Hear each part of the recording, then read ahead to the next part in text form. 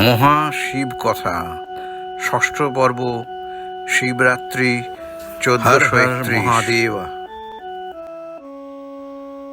আপনি কি ভক্তি এবং আধ্যাত্মিকতার মিশ্রণ মহাশিবরাত্রি সম্পর্কে জানতে আগ্রহী? তাহলে এই ভিডিওটি আপনারই জন্যে।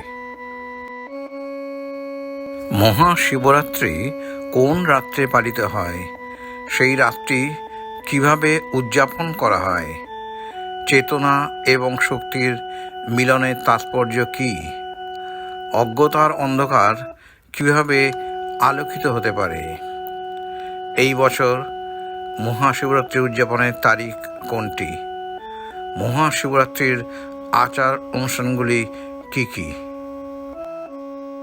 ফাল্গুন মাসের পূর্ণিমার পরে চতুর্দশী তিথিতে মধ্য ফেব্রুয়ারি থেকে মধ্য মার্চ এরই মধ্যে মহাশিবরাত্রি সাধারণত পালিত হয়।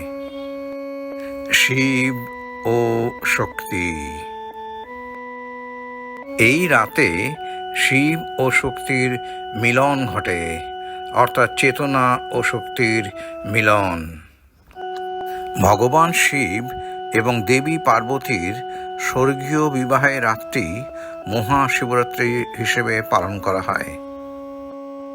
এই রাত্রি অজ্ঞতার অন্ধকার দূর করে এবং ইতিবাচক আত্মবিশ্বাস প্রতিষ্ঠা করে। এই বছর পবিত্র শিবরাত্রি 26শে ফেব্রুয়ারি বা বাংলায় 14ই ফাল্গুন। 26শে ফেব্রুয়ারি সকাল 9:42 থেকে 27শে ফেব্রুয়ারি সকাল 8:31 পর্যন্ত থাকবে শিব চতুর্দশীর তিথি। এই সময়ের মধ্যেই ব্রত পালন করলে সবচেয়ে ভালো ফল পাওয়া যাবে। মানুষ স্নান করে পরিষ্কার পোশাক পরে এবং ঈশ্বরের কাছে উপবাস রাখার জন্যে একটি দৃঢ় সংকল্প করে।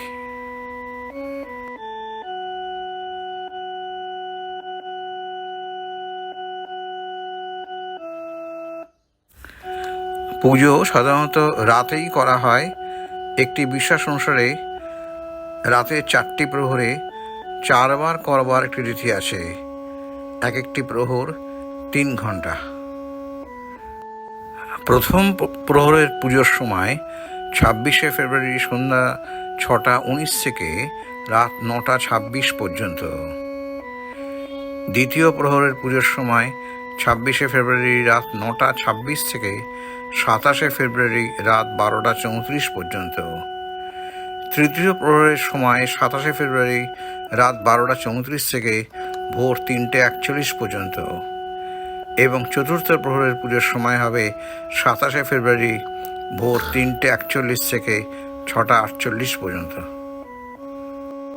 মহাশিবরাত্রির শুভ তিথিতে পঞ্চামৃত দিয়ে শিবের মূর্তিতে অভিষেক করতে হয়। এরপর 8টি পাত্রে জাফরান মিশ্রিত জল অর্পণ করে সারা রাত ধরে প্রদীপ জ্বালিয়ে রাখতে হয়। চন্দনের তিলক লাগাতে হয়। ভগবান শিবকে বেলপাতা, ভাং, ধুতরা, আখের রস, তুলসী, জায়ফল, পদ্মের বীজ, ফল, মিষ্টি পান, সুগন্ধি এবং দক্ষিণা অর্পণ করতে হয়। শেষে জাফরান মিশ্রিত পায়েস পরিবেশন করতে হয় এবং সেই প্রসাদ বিতরণ করতে হয়। এই পবিত্র দিনে ওং নমো ভগবতে রুদ্রায়, ওং নমো শিবায় রুদ্রায় শান্তায় ভবানী পতায় নমো নমঃ মন্ত্রগুলি জপ করলে এবং শিবের পুরাণ পাঠ করলে তার বিশেষ তাৎপর্য রয়েছে। এদিন রাত্রে জাগ্রত থাকারও একটি বিশেষ তাৎপর্য রয়েছে। প্রকৃত পরমানন্দ পেতে গেলে আমাদের অবশ্যই অন্তরাত্মার সঙ্গে সংযোগ স্থাপন করতে হবে এবং ভগবান শিব ও দেবী শক্তির আশীর্বাদ নিতে হবে। একটি মন্দিরে ভ্রমণ এ বিষয়ে অবশ্যই সাহায্য করতে পারে। নিচে দেখা যাচ্ছে সোমনাথ মন্দিরের ছবি। গুজরাটে অবস্থিত এই মন্দিরটি।